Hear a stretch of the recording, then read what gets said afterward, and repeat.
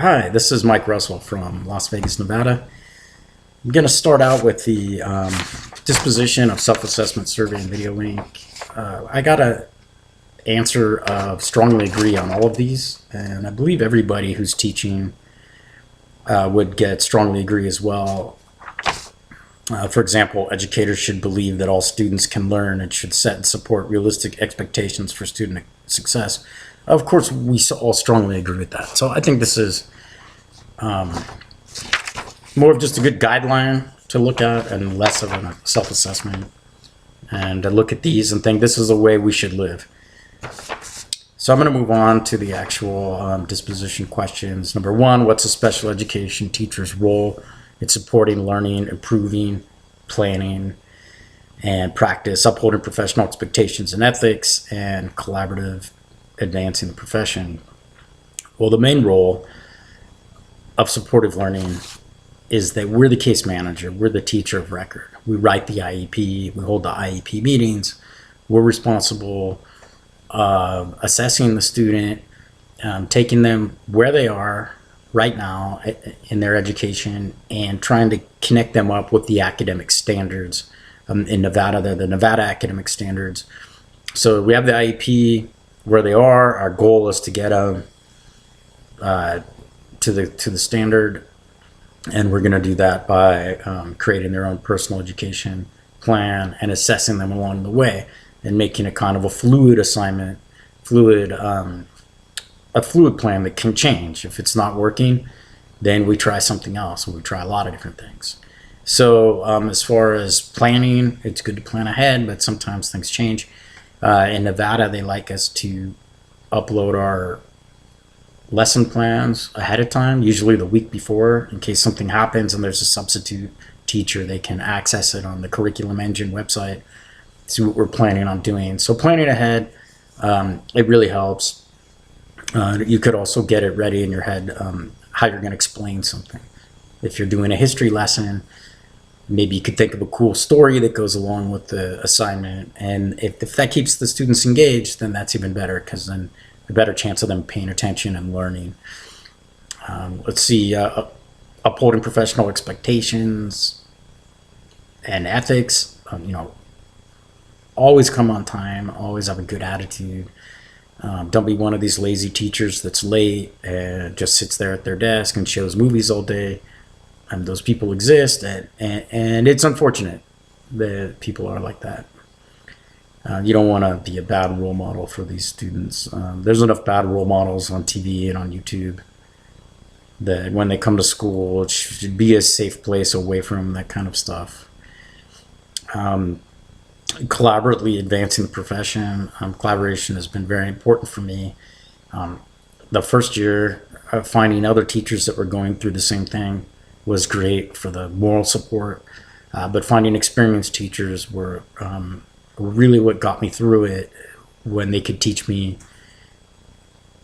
some of the tricks for behavior management, or how to incorporate the IEP into a lesson, things like this, that someone who's been there a long time has gone through it. They can help you out.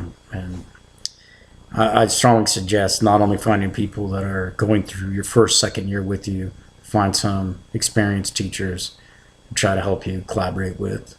Number two, what dispositions that you currently possess will help you become a successful teacher? Well, I had a lot of life experience. I'm 45 and still in college. I'm in my third year of teaching. I have been a classroom aide, but I've also done other things. I've worked in the casinos a long time and been around the drunk people, the yelling, people losing everything, people blowing smoke in your face, having to deal with all that stuff, and then all the other kind of different jobs I've had in life. I have a lot of life experience, which has helped me. So that's helps me a lot, actually. What dispositions do you need to work on before you enter the classroom as a first-year teacher? There are so many things you need to work on when you start out. Just standing in front of the classroom and keeping the students engaged. talking about things that they're interested in, having to adapt. How do you engage a high school student in math that doesn't enjoy math? These kinds of things you have to really work on. You could go to YouTube and look at good teaching practices, and some teachers have uploaded some stuff you could learn from. Again, go back to the older teachers or the experienced teachers and try to get some advice, and just practice. Practice makes perfect. Keep doing that over time. You'll figure out how to get the kids engaged. Usually it has to do with a positive behavior reward system, which is often in the IEP. So I had a thing with hash marks where a student, if they came up and wrote on the board or they volunteered, I would mark on the board, and we would do, when you got like 5 points, you earn some free time. 10 points, you would earn prizes, things like this. Number 3, what effect could personal biases have on expectations that teachers have for their students? So I didn't graduate high school in 4 years. A lot of times I asked for help and didn't get it.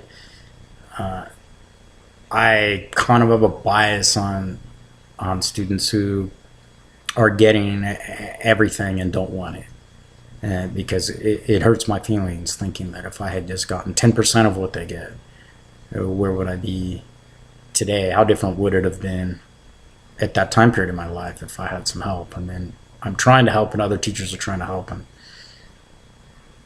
and the students are refusing to help or ungrateful.